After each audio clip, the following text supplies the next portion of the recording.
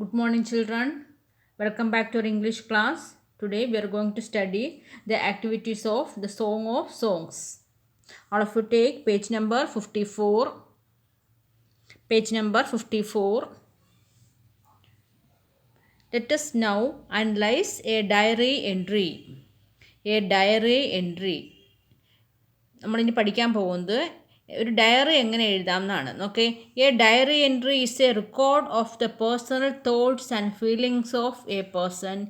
Usually write short simple sentences including fragments. Okay, ഒരു diary entry എന്ന് പറയുന്നത് ഒരാളുടെ പേഴ്സണൽ തോട്ട്സ്, ഒരാളുടെ വ്യക്തിപരമായ ചിന്തകളും അയാളുടെ ഫീലിങ്സും നമ്മൾ എഴുതി വെക്കുന്നതിനാണ് നമ്മൾ ഡയറി എഴുതുക എന്ന് പറയുക. അപ്പോൾ ഒരു നിങ്ങൾക്ക് ഒരു 5 മാർക്സിൻ്റെ അല്ലെങ്കിൽ ഒരു 7 മാർക്കിൻ്റെ ക്വസ്റ്റ്യൻ ആയിരിക്കും ഡയറി എഴുതുക എന്ന് പറയാം. എങ്ങനെയാണ് ഡയറി എഴുതുന്നത് നോക്കാം. Okay, 6 January. Today I was very sad. My best friend Jyoti did not speak to me. Felt she was rude.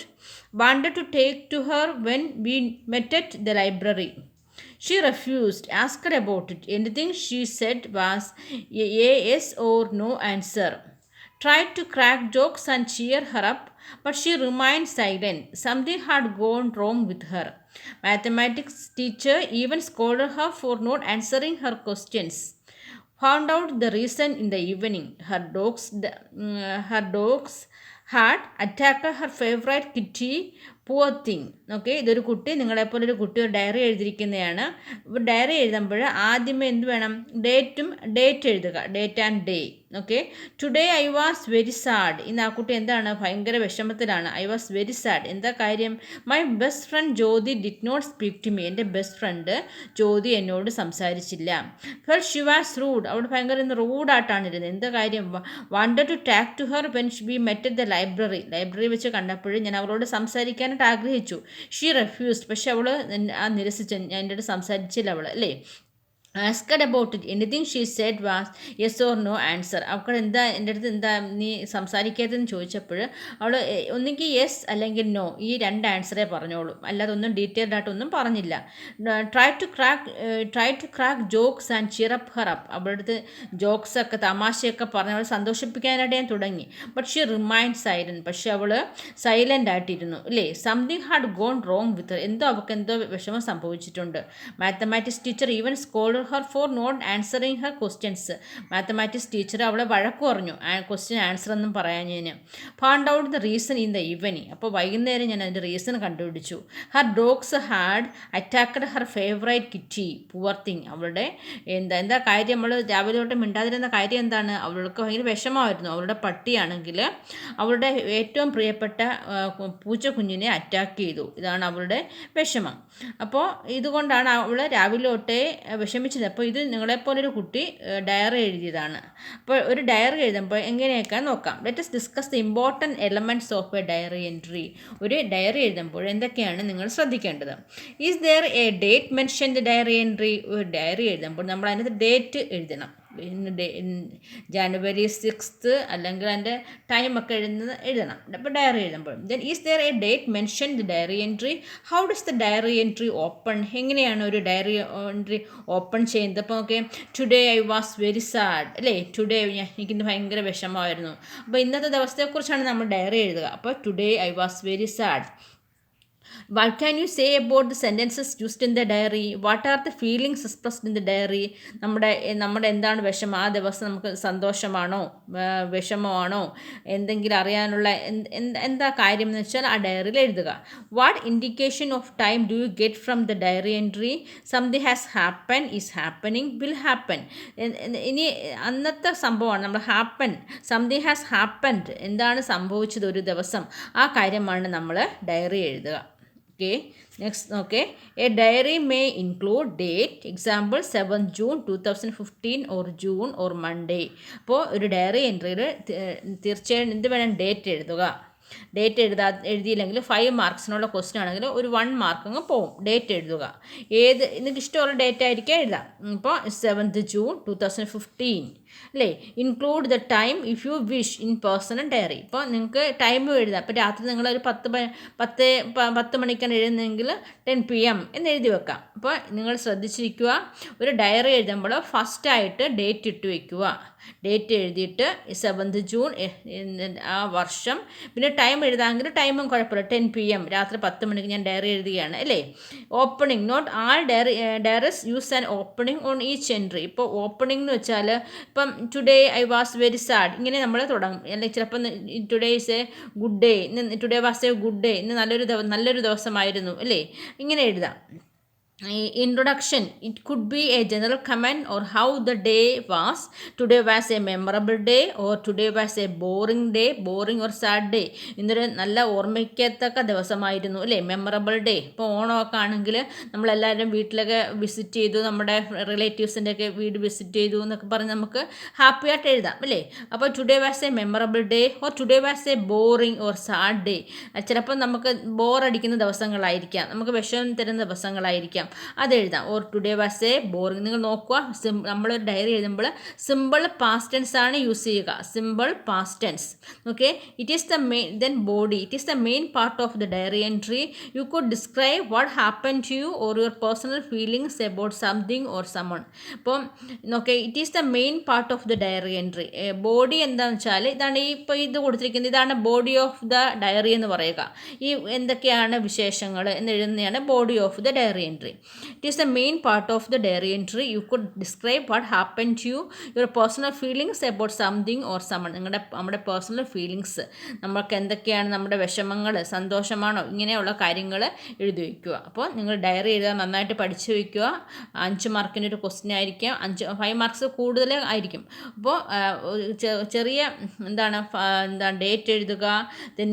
Then today എങ്ങനെയുള്ള ദിവസമായിരുന്നു, ഗുഡ് ഡേ ആണോ, മെമ്മറബിൾ ഡേ ആണോ, സാഡ് ഡേ ആണോ, ബോറിംഗ് ഡേ ആണോ, അത് എഴുതുക. പിന്നെ എന്താ വിശേഷങ്ങൾ എന്തൊക്കെയാണെന്ന് നിങ്ങൾ എഴുതി വയ്ക്കുക. ഓക്കെ, ദെൻ ഇപ്പോൾ നെക്സ്റ്റ് ആണെങ്കിൽ നിങ്ങൾ എഴുതുമ്പോൾ സിമ്പിൾ പാസ്റ്റ് ടെൻസിലായിരിക്കണം യൂസ് ചെയ്യേണ്ടത്. ചെറിയ ചെറിയ സെൻറ്റൻസ് ആയിട്ട് എഴുതിയാൽ മതി, സിമ്പിൾ പാസ്റ്റ് ടെൻസിൽ യൂസ് ചെയ്യുക.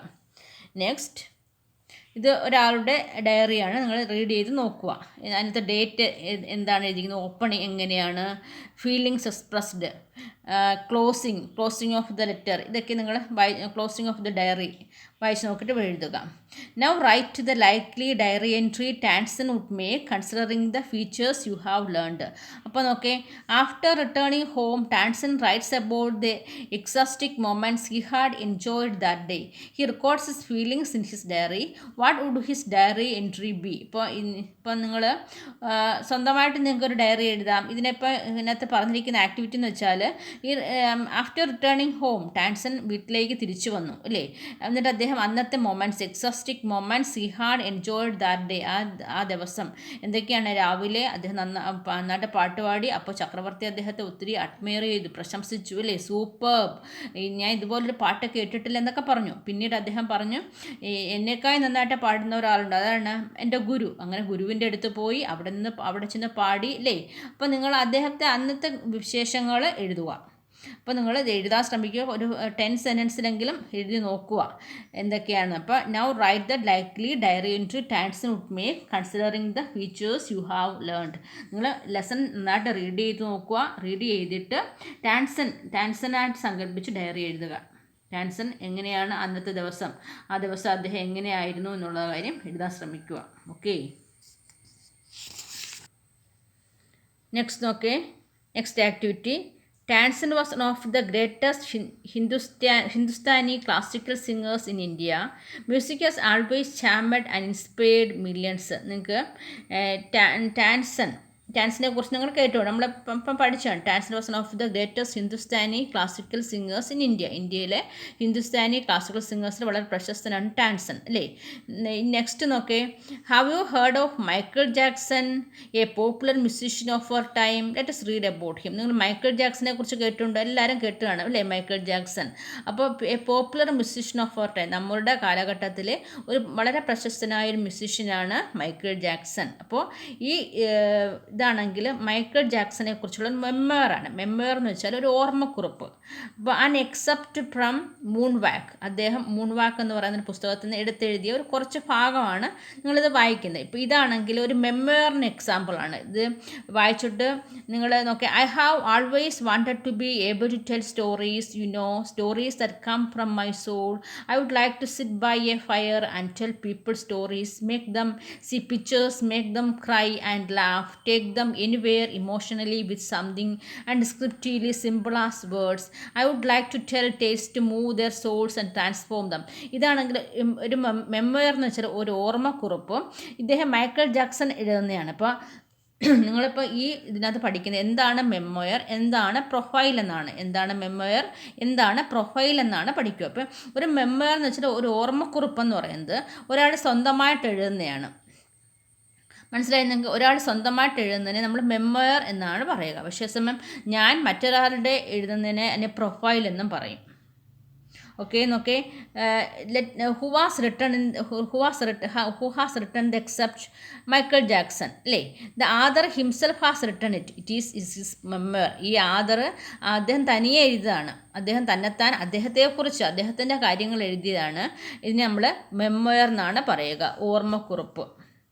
Okay, if you write about Michael Jackson how will it be? നിങ്ങളിപ്പോൾ മൈക്കിൾ ജാക്സനെ കുറിച്ച് എഴുതുകയാണെങ്കിൽ എന്താണത്? അതിന് നമ്മൾ പ്രൊഫൈൽ എന്നാണ് പറയുക. ഓക്കെ ഓക്കെ, ഒരാളെ സ്വന്തമായിട്ട് അയാളെക്കുറിച്ച് എഴുതുമ്പോൾ നമ്മളതിനെ മെമ്മോയർ എന്ന് പറയും. അയാളുടെ മെമ്മോയർ, അയാളുടെ ഓർമ്മക്കുറിപ്പ്. അതേസമയം ഞാൻ മറ്റൊരാളുടെ എഴുതുമ്പോൾ അതിനെ പ്രൊഫൈൽ എന്നാണ് പറയുക. When Michael Jackson writes about himself, I have always wanted to be able to tell stories, stories that came from my soul അല്ലേ? ഇവിടെ ഐ ആണ് യൂസ് ചെയ്തിരിക്കുന്നത്. ശ്രദ്ധിക്കുക, ഒരു മെമ്മോയർ പറയുമ്പം ഇവിടെ ഐ ആണ് യൂസ് ചെയ്തിരിക്കുക. When you write about Michael Jackson, നിങ്ങൾ മൈക്കിൾ ജാക്സനെ കുറിച്ച് എഴുതുകയാണെന്ന് വെച്ചു. അപ്പോൾ നമ്മൾ എന്ത് പറയും? ഹി യൂസ് ചെയ്യും. ഐയുടെ സ്ഥാനത്ത് നമ്മൾ എന്ത് യൂസ് ചെയ്യും? ഹി യൂസ് ചെയ്യും. He had always wanted to be able to tell stories that come from his soul. He would like to sit by the fire and tell people stories അല്ലേ? അപ്പോൾ ഇവിടെ മൈക്കിൾ ജാക്സൺ അദ്ദേഹത്തെക്കുറിച്ച് തനിയെ എഴുതിയപ്പോൾ I use ചെയ്തു. ഇവിടെയാണെങ്കിൽ he, നമ്മൾ ഐയുടെ സ്ഥാനത്ത് എന്ത് യൂസ് ചെയ്തു? ഹി യൂസ് ചെയ്തു.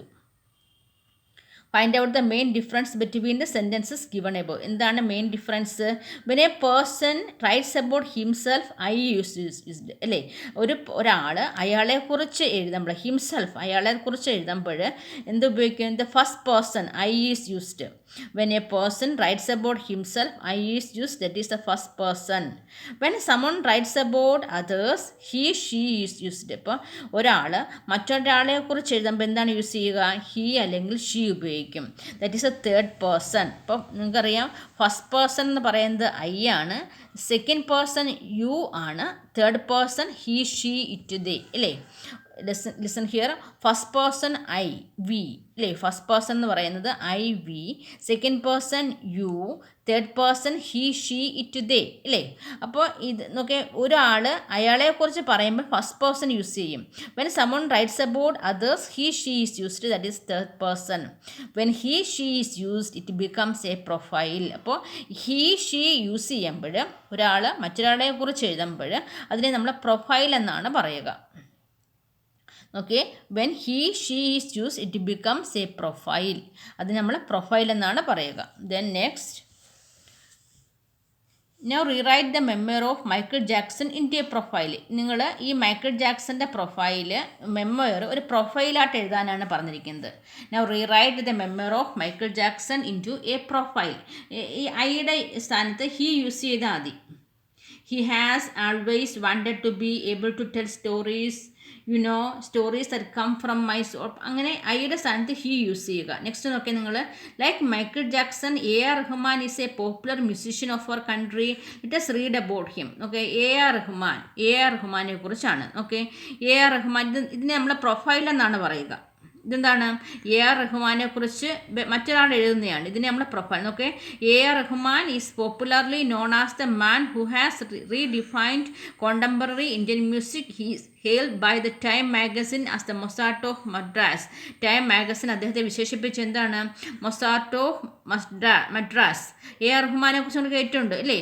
Rahman pursued music as a career from a very young age. In 1991, the noted filmmaker Maniratnam offered Rahman a movie called Roja, which brought him nationwide fame and many awards. അപ്പം റഹ്മാൻ ആണെങ്കിൽ അദ്ദേഹത്തിൻ്റെ career വളരെ ഒരു young ഏജിൽ അദ്ദേഹത്തിന് career start ചെയ്തു അല്ലേ?